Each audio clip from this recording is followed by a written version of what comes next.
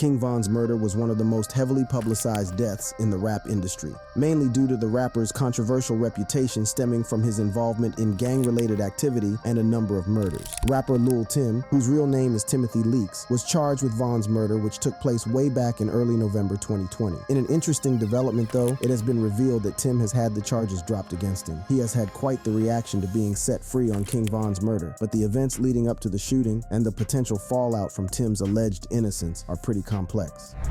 Lil Tim is free. The announcement that the charges against Lil Tim had been dropped came as a surprise to a lot of people. According to reports, the district attorney of Fulton County decided against moving forward with the charge. It was definitely an interesting development that was confirmed by the rapper's lawyer in a statement that read, "The case against Mr. Leaks was dismissed prior to ever being indicted." The rapper immediately addressed everything that was going on by dropping his track titled "Left a Stain," which specifically focuses on Tim's perspective in connection with being charged with the murder of King Von. Understandably, the track has led to a lot of discussions online, bringing King Von's name to the fore once again. Von may have been an immensely controversial and dangerous figure when he was alive, but his contribution to the industry meant that anything related to his murder would be dissected by anyone and everyone. At this point though, the person closest to the situation is undeniably Lil Tim, and some of the lyrics from Left a Stain show just how relieved he was to be a free man once more. In one of the early verses of the song, he rapped, "Just got collect call from New Pluto yesterday, he said he on the way. We steady catching place, I told him about my good news. I'm about to beat this case." To really drive home the joy of his newfound freedom, the track was intercut with video footage of Tim having his ankle monitor removed. Regardless of the themes of the song, Left a Stain has received widespread praise from most listeners, which suggests that Tim's first track as a free man is a banger. So that was all about how Tim reacted once he learned that the charges had been dropped. I want to take a minute and take a look at the rapper's case itself, and just what led to the DA of Fulton County letting him go. So Tim was arrested for the murder of King Von when he was just 22 years old. According to reports that had emerged soon after the deadly shooting, Tim had been hurt as well and was charged with murder when he was still in the hospital recovering from his injuries. I will get into the events leading up to the shooting in a bit, but for now, let's stick with Tim. The rapper posted a $100,000 bond in April 2021 and more or less went back to his regular life, for a while at the very least. Murders are listed under offenses that are non-bondable in Georgia, but the rapper was able to appeal to the Supreme Court to get what he wanted. Anyway, on October 19th, 2022, almost 2 years after King Von's death, Lil Tim went and got himself arrested once more, this time on drug charges, including the possession of a Schedule I substance, possession of a Schedule II substance, and a marijuana possession charge.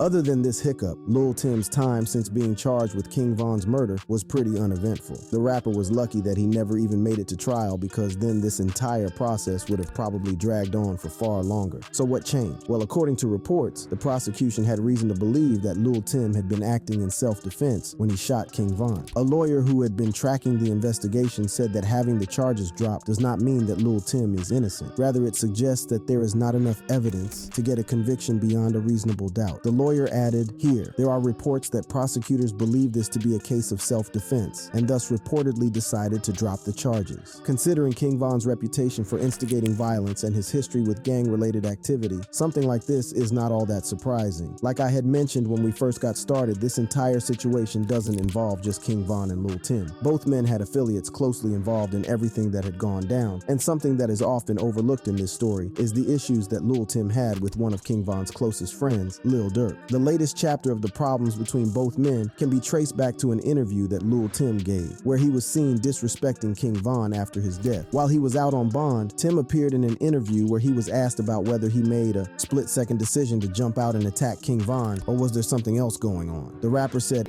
"No matter where you at, like, no matter any part of the world, somebody gonna do a goddamn, like, anywhere in the United States, anywhere, any country, on the earth."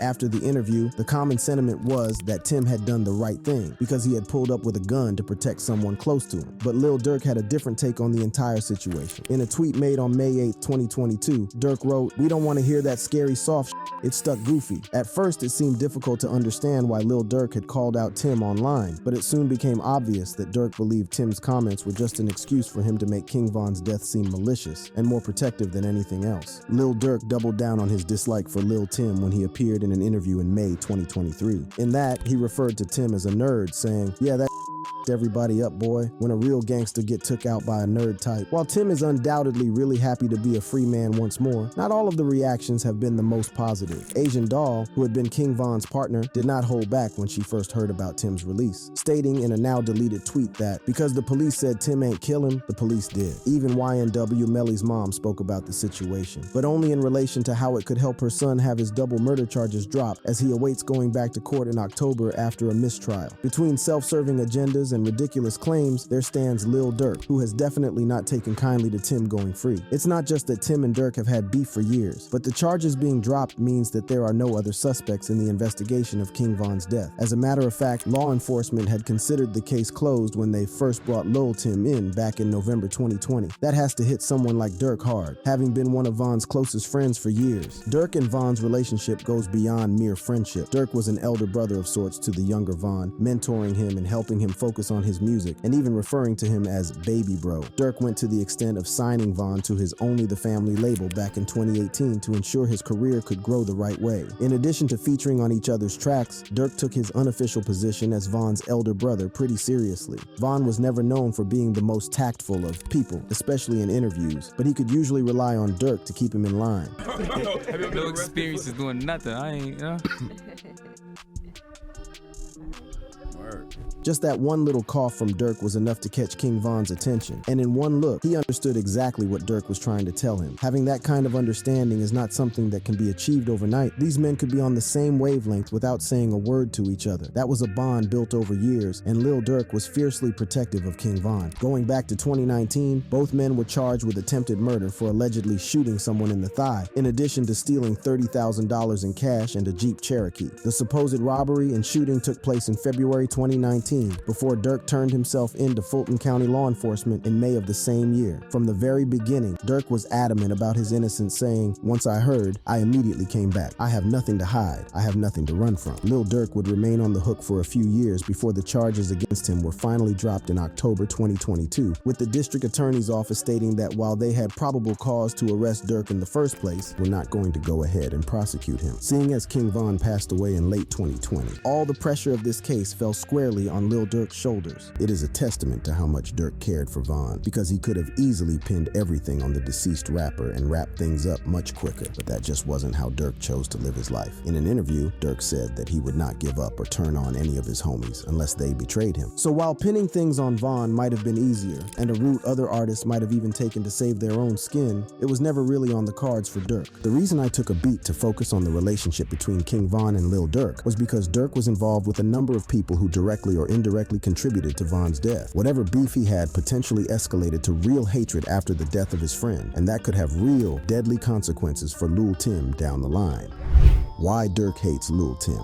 Up until this point, I've briefly mentioned the events that led to King Von's death. But let's really get into it, because there are other people in this story who will now come into play. King Von would die as a result of an unexpected altercation he would have with Quando Rondo and his crew. According to reports, Von and Quando's crews got into a fight outside Atlanta's Monaco Hookah Lounge in the early hours of November 6, 2020. What started off as a physical altercation quickly escalated into gunfire, with King Von being one of the 6 people shot. He was rushed to the hospital while in critical condition, with the deputy chief of police stating 2 police officers who were working at that particular club or lounge noticed the altercation and engaged some of the people involved. There was an exchange of gunfire with police as well. Von would eventually pass away after succumbing to his injuries. So you remember how I mentioned that King Von started things off by punching someone? That someone was Quando Rondo, which was what prompted Lil Tim to pull up with a gun. But where does Lil Durk fit into all of this? Well, to make sense of that, we have to take a look at King Von's feud with NBA Youngboy. Back in 2018, Von decided to go after Youngboy for some of his lyrics and Play With Us. In an Instagram live video, Von could be seen listening to the song and suggesting that Youngboy was lying about the experiences he mentioned in the track. Von said, "He's talking crazy. He ain't even like that. I'm on his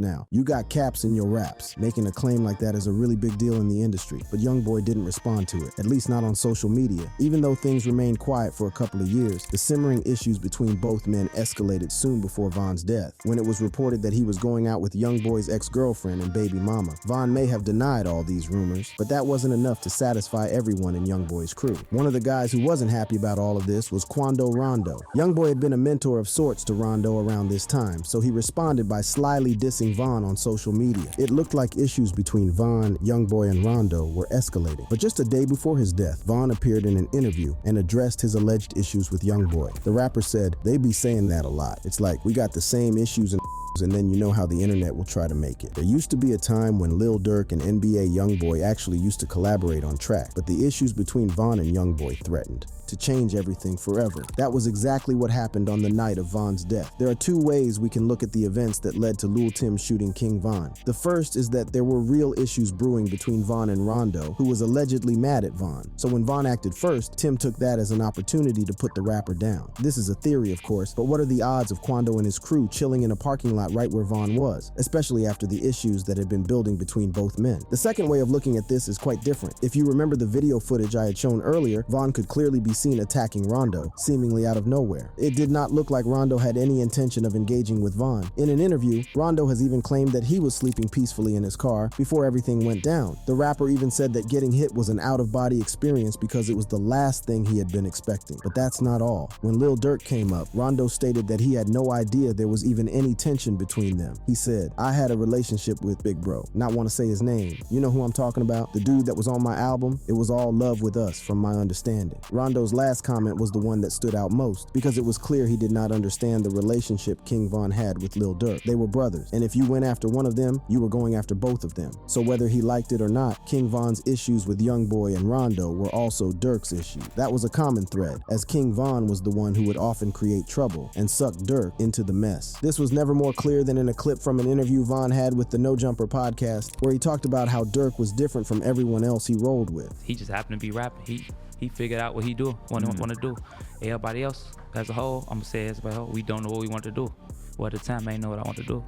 We finna try to be the biggest drug dealers. We finna rob whoever got some money, or we finna finesse whoever we gotta finesse. It was clear that while Lil Durk could not avoid gang-related activity altogether, he had his priorities straight. Creating music was at the top of the list, and he probably wanted the same for King Von as well. It could be argued that was why Durk would often allow himself to get involved in Von's issues, because he was looking out for him, just like any good big brother would. It is impossible to tell just why Quando Rondo was outside the hookah lounge with his crew in November 2020, but one thing we do know for sure is that you do not screw with NBA Youngboy. While it could be a coincidence, the fact remains that almost everyone who disses him or chooses to beef with him ends up dead. Back in August 2017, Baton Rouge rapper G Money said that NBA Youngboy had let his fame go to his head and that the two of them probably wouldn't be making any music together. The next month, G Money was shot dead. In early 2021, one of NBA Youngboy's associates would be indicted for the murder. The warrant for the investigation detailed how issues escalated between Money and Youngboy before the former's death. It read, "In the days prior to Burton's G Money's death, both Burton and Galden, NBA Youngboy, made several social media posts about one another, which further exacerbated tensions between the two rival rap music groups. When Burton was killed, members of the NBA group were immediately developed as suspects due to the ongoing rap music feud. So let's start putting all the pieces together. All of this can be traced back to King Von first deciding to diss NBA Youngboy in an Instagram live. Nothing much came of it, but it's safe to assume that there was a degree of resentment between both crews. That escalated when it was rumored that Von was dating Youngboy's ex-girlfriend. Even though Von denied it, the rumors were enough to upset Quando Rondo, who viewed Youngboy as a mentor of sorts. This would eventually lead to Lil Durk getting involved, because he probably wanted to protect Von and give him some backup. Then on November 6th, 2020, video footage saw Von punch Rondo before he was shot by Lil Tim, who rolled with Rondo and the rest of his crew. Von's death was enough to fracture Durk's relationship with Youngboy, seemingly beyond repair. As recently as May 2023, Durk appeared in an interview and said that he didn't need Youngboy to boost his album sales, with both men dropping an album on the same date. They may have been collaborators once, but after Von's death, they are true rivals. King Von is dead, but Lil Tim is now a free man, and he may have a hefty price to pay for his newfound freedom. The law may have let him go, but the streets might not be done with him yet.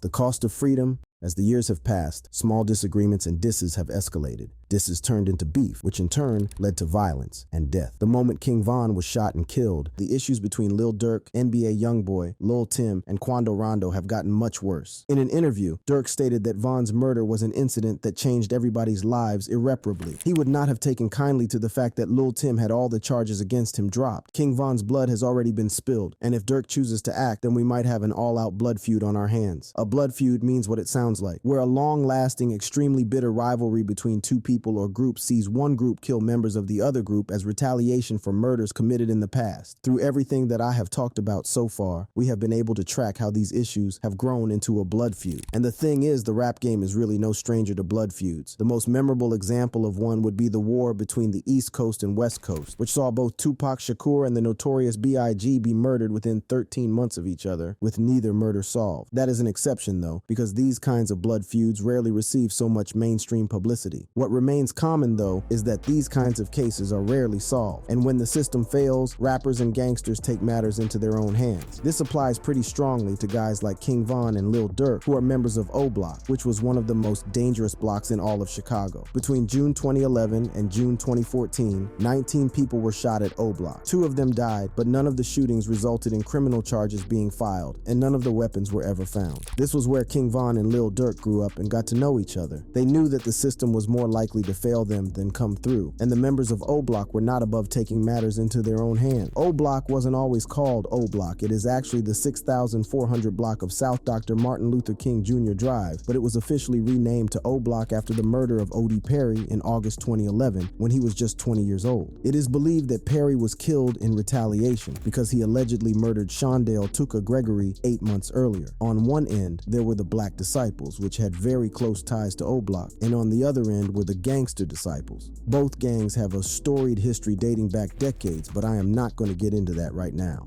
After Perry's death, the members of O Block and the Black Disciples would come up with the name O Block. On the other side, the Gangster Disciples would come up with the name Tookaville. Soon after Perry's death, law enforcement would report that Gakira K.I. Barnes was the murderer. She would have been about 14 years old at the time of the shooting. Not only was she a member of the Gangster Disciples, she was also good friends with Tuka Gregory, so she certainly had motive. In addition to that, Barnes had a reputation for dropping bodies, often boasting about her body count on social media. 3 years after killing Perry, Barnes would be murdered herself when a man in a gray hoodie pulled up and shot her 9 times. According to reports, the murderer was able to find her because she shared her live location on social media. For about 7 years, the identity of Barnes' murderer would not be known to the general public, but the Chicago Police Department would release new information which read, an unknown M1 wearing a gray hoodie and blue jeans approached the victims. The unknown offender then produced a handgun and began firing in the direction of the victims, striking all 3. The unknown offender then was observed entering an unknown vehicle, making good his escape. The report would also go on to state that the murderer was a man named Davon Bennett, better known as King Von to most people. Yep, that's right. When the system failed to bring O.D. Perry's murderer to justice, Von took matters into his own hands, and there wasn't enough evidence to charge Perry with a crime. However, his vengeance would not be complete until a few years later, just a couple of months before King Von died himself. So according to reports, Gakira Barnes used to be pretty tight with a rapper named FBG Duck. Duck also may have had a big role to play in O.D. Perry's death. According to reports, Perry was shot multiple times sometime before midnight. Video footage from the incident saw a man wearing an orange t-shirt acting as the getaway driver while Barnes took care of business. And guess who had been pictured wearing an orange t-shirt earlier in the day? That's right, FBG Duck. While it was never officially confirmed that Duck had been the getaway driver, the video footage would have been enough to put him on O Block's radar, but it wouldn't be until 2020 that they would choose to act. Just a couple of months before his death, Duck would drop the music video for a track titled Dead.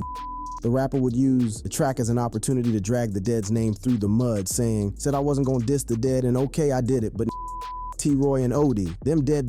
We already know just why O.D. Perry was so important to the Black Disciples and O Block, but who was T-Roy? Well, according to reports, Roy was one of King Von's closest friends. So, in just a couple of lines, FBG Duck had dissed 2 people who had been really important to Von. Just a month after the release of the music video, Duck would be shot over 20 times in broad daylight in one of the most daring, brazen acts of violence the area had seen in a while. The shooting could have been chalked up to gang-related violence, which had become pretty common in the area, but some shocking information revealed a couple of weeks later would change everything. An FBI report stated that a witness said King Von had put out a $50,000 bounty on FBG Duck's head before doubling it to $100,000. The record showed that another informant told law enforcement Duck had a price on his head. To top it all off, an FBI affidavit from 2021 noted that Von was seen acquiring valuable O-Block pendants for his associates. Von's involvement in Duck's death was never officially confirmed, but according to the rapper himself, he had made up with Duck before his untimely death. In a tweet, Von said that he was going to try and continue continue bringing the community together as they had planned, even though Duck dissed his dead homies and family. Those claims were strongly disputed by Duck's mother, so who knows what really went down. The fact is that this kind of gang-related and retaliatory violence is very common. Even as recently as March 2023, Yo Gotti's restaurant was the site of a shootout that left 2 dead and 5 injured and is potentially linked to gang activity. The point is that this kind of stuff unfortunately just keeps happening. Coming back to Lil Durk and how he fits into all of this. He may not have been directly involved in the stuff that King Von was up to, but we already know how close both men were, so it is safe to assume that he always knew exactly what was going on. Durk may have always preferred to focus on his music, but he also grew up in a world where if the law failed, violence on the streets was the only solution. Odie and Tuka's deaths, King Von's retaliation, the hit on FBG Duck, Durk was there for all of it, at least in some capacity as a member of O-Block and the Black Disciples. These cycles of violence are all too common, and the last checkpoint in our story was the death of King Von. This cycle could have come to an end if Lil Tim had been convicted, but having the charges dropped has now changed everything. Like we've seen with all the deaths I mentioned earlier, gangsters will stop at nothing to put down someone who has wronged them. Is that the cost of freedom that Lil Tim will have to pay now that he is a free man? Well, time will tell. We know that Lil Durk loved King Von like a brother and spent years going out of his way to keep him on the right path and out of trouble. He failed to do that, and to compound that guilt he may potentially still be feeling, the man who killed Von is roaming free. Think about it for a second. The resentment against NBA YoungBoy that gradually built up, Quando Rondo injecting himself into everything that was going on, and then conveniently being the catalyst for King Von's death. These events would be more than enough to push Lil Durk to do things he normally would not. The love he felt for Von and the injustice he has had to witness when it comes to Lil Tim could potentially cause Durk to break out of his more measured, controlled demeanor and go to great lengths to avenge Von grief has done worse things to better people. And that's our video. If you enjoyed it, check one of these out too. I'll catch you in the next one. Peace.